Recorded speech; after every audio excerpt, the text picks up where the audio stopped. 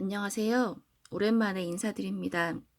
요즘 여러 가지 일로 인하여 어려움을 겪으실 분들 많이 있을 것 같지만 이럴 때일수록 더욱 주님의 말씀과 기도 가운데서 하나님으로부터 오시는 귀한 위로와 또 평안 누리시기를 바랍니다. 오늘은 지난번에 말씀드리지 못했던 것들 계속 읽어드리려고 합니다. 침례교 정신을 반영하는 성경 윤리, 또 예수님 윤리 이렇게인데요. 짧은 시간이지만 읽어드리도록 하겠습니다.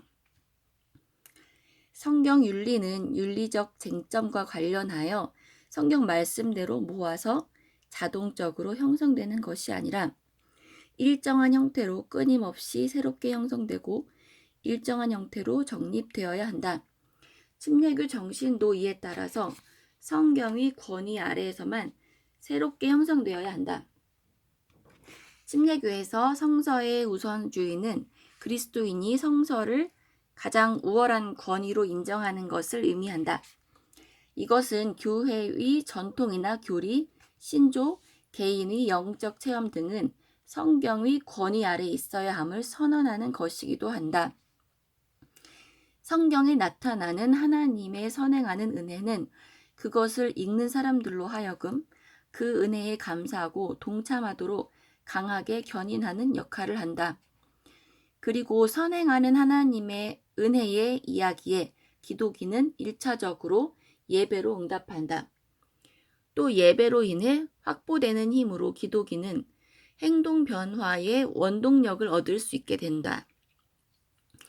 성경의 내용을 윤리라는 틀 안에 담으려는 시도는 성경 모독적이며 성공할 수도 없다.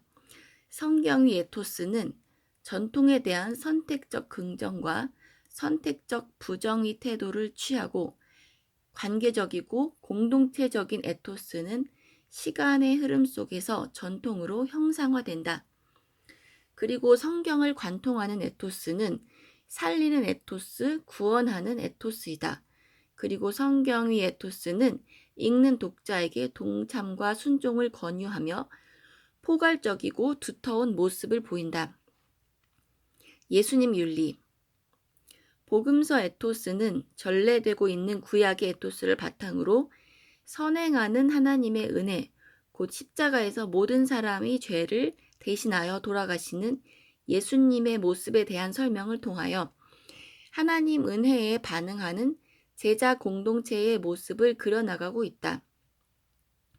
여기서 하나님의 은혜에 올바로 응답하는 것은 구체적으로 예수님에 대한 경배와 예수님의 초청에 대한 동참으로 인한 순종으로 나타난다.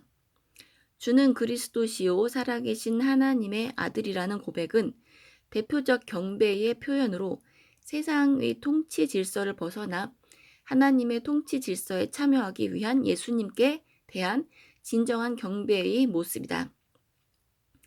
또한 예수님은 전통에 대한 선택적 긍정과 선택적 부정을 행하심으로써 이와 대비되는 전적 긍정과 전적 부정에 비해 창의적이며 파괴적이고 독선적인 태도를 배격하신다. 예수님의 가르침 자체가 이에 의해 유대의 전통 가르침을 온전케 하는 매우 창의적인 교훈으로 나타난다. 더 나아가 예수님의 이런 가르침들은 도덕적 사람이 아니라 예수님의 사람을 만들기 위해 쓰여졌으며 복음서의 명령문의 형태로 표현된 규범이나 규칙은 예수의 삶이나 가르침을 묘사하는 데 따르는 한 부분이지 그것 자체가 복음서의 내용을 대표하는 것은 아니라는 것을 알고 있어야 한다. 이런 차원에서 예수님의 윤리는 두 가지 범주로 설명될 수 있는데, 첫째는 성육신하신 예수님께서 이 땅에서 보여주신 삶의 궤적과 예수님께서 직접 하신 명령문과 서술문의 말씀이다. 복음서의 저자들은 예수님께서 선포하신 말씀을 하나님 나라 복음이라는 한마디로 요약하여 표현한다. 하나님의 나라는 하나님의 임재를 전제로 한 하나님의 다스림이다. 그분은 구속자, 구주, 구원자로 묘사되며 하나님은 사랑이시고 규율이시며 자비이시다. 성경이 묘사하는 하나님의 나라는 평화의 나라이다. 즉 구약과의 연결에서도 알 수 있듯이 약한 자를 공정하게 대하고 그들을 압제해서 구원하는 정의는 공동체에 참된 평화를 가져온다는 에토스와 구원자의 에토스가 짝을 이루며 있는 하나님 나라의 정의를 권력자가 행사하는 심판이나 개인이 소유한 자기 의의 의미로 이해해서는 안 될 것이다. 하나님의 나라에서 정의, 평화, 구원은 사회 구조적 측면과 관계 있고 기쁨, 치유, 회복은 구성원의 인격적 체험과 관계가 있다. 하나님 나라는 자신이 깨달은 죄에서 벗어나는 것을 회개의 내용으로 하여 회개해야 할 이유가 하나님의 나라, 즉 하나님의 다스리심이 시작되었기 때문이라고 볼 수 있다. 또한 예수님께는 메시아 사역을 홀로 수행하지 않으셨고 제자 공동체를 만드시고 그들과 함께 하셨다. 그러므로 그 제자 공동체의 특성이 무엇인지를 살펴보는 것은 예수 윤리를 이해하는 데 중요한 역할을 한다. 먼저 이 공동체는 획일화된 집단이 아니고 또한 갈등이 없는 공동체가 아니라 갈등을 소화시켜내는 역량을 키워나가는 공동체였다. 또 대사회적 비판보다는 새로운 삶의 패턴을 형성시켜 나가는 데 초점을 둔 공동체였다.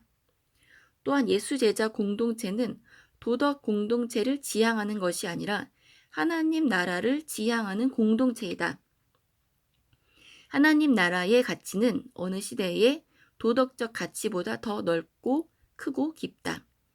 그러므로 기독교가 추구하는 목표는 인간의 도덕적 결백이 아니라 하나님과의 교제가 되는 것이다. 성육신 기사의 에토스는 하나님께서 인간의 도덕이나 윤리를 넘어서 역사하시며 인간의 삶과 역사와 전통을 긍정하는 에토스를 심어준다. 또 성육신의 기사는 하나님께서 창조하신 후 만족하신 것 외에도 우리도 예수 그리스도 안에서 동참할 수 있는 에토스를 마련해 준다. 또 성육신 기사는 우리에게 낮은 곳을 지향하는 삶의 가치를 일깨워주고 예수님의 인간으로서의 삶을 통해 우리에게 시간적 질서의 가치를 일깨워준다. 십자가 기사의 에토스는 예수님께서 지배계층의 에토스를 거스르는 삶이셨음을 보여주며 이것은 예수님의 말씀인 자기 십자가를 지고 나를 따르고 이 세대를 본받지 말라는 권면으로도 나타난다. 또 십자가는 그릇된 윤리에 내장된 부정적 파괴력을 일깨워주고 세상에 대한 선택적 긍정과 선택적 부정을 내면화시켜준다. 또 이 땅에서의 패배와 승리 사이에 역설적 에토스를 우리에게 심어준다. 예수님의 십자가는 이 땅 너머에서의 승리를 확신시켜주기 때문이다. 또한 십자가는 과정을 중요하게 여기는 에토스를 독자에게 심어주고 구원을 이루는 수단, 부활에 이르는 과정이 중요한 것임을 우리에게 일깨워준다.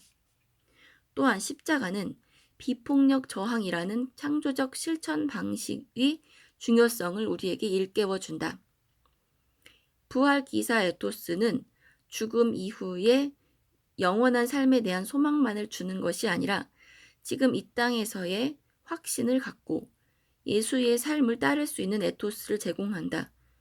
또 우리의 예상을 뛰어넘는 하나님의 역사에 대해 열린 태도를 취할 수 있고 하나님의 주권적 실제적 개입에 대해서 늘 열려있는 태도를 갖추게 된다.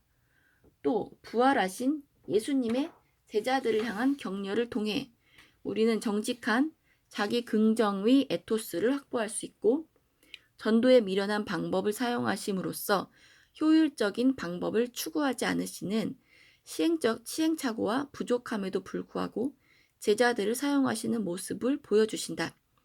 이것은 죄인을 불러 의인되게 하셨다는 예수님의 말씀과도 일맥상통한다. 산상수훈은 이 이상적인 내용으로 인해 현대 교회에서 대접받지 못하는 경향이 있는데 이것은 산상수훈에 대한 이해와 해석이 오류에서 기인한다. 즉 산상수훈에 대한 바른 이해는 우리 가운데 임재하시는 하나님의 은혜에 기초하여 그 하나님의 임재가 역동적으로 역사하고 있고 우리로 하여금 그 역사 안에 동참하라고 초청하면서 동참하는 구체적인 방식을 가르쳐 주는 것이 산상수훈이라는 것이다. 즉 산상수훈은 하나님의 새로운 주도권 안으로 인간이 참여할 수 있도록 부르시는 특별한 방법을 묘사하고 이는 과다한 요구를 담고 있는 게 아니라 하나님의 은혜로운 구원 안에서 실천적으로 참여하기 위한 방법을 담고 있다고 하겠다. 팔복에 나타난 성품 윤리의 특징도 원문에서 복되도다라고 선언하는 것을 시작으로 그런 복된 자가 누리는 복의 내용과 복된 이유를 설명하는 형식으로 되어 있다. 즉 하나님 나라의 입장을 위한 요건이 아니라 하나님 나라가 역사 안에 들어오는 데서 기인하는 종말론적 축복 선언인 것이다. 또한 팔복은 메시아이신 예수님 안에서 하나님의 구속적 사역에 헌신한 사람들의 경험에 상응하는 태도와 행동에 대한 축하를 선포하는 것이기도 하다. 즉 예수로부터 시작된 하나님 나라 때문에 드디어 복을 받게 된 사람들의 성품을 설명해 주고 있는 것이다. 이상에서 살펴보았듯이 예수님의 윤리는 행위 자체에 초점이 있기보다는 존재, 즉 됨됨이에 초점이 있고 그 선언으로 인하여 그 됨됨이에 맞는 역할을 강조하는 형식이 중요한 것이다. 예수님의 명령들은 실천이 불가능할 정도로 높은 이상이 아니다. 우리의 성정 때문에 실천하기 싫은 명령으로 들리는 것이고 실천하기 싫은 것과 실천하기 불가능한 것은 완전히 다른 개념이다. 그리고 우리는 이 명령들에 순종함으로써 우리를 구원하시는 예수님의 구원 사역에 동참한다. 네, 감사합니다. 다음에는 구약 윤리의 특징에 관해서 말씀드리도록 하겠습니다.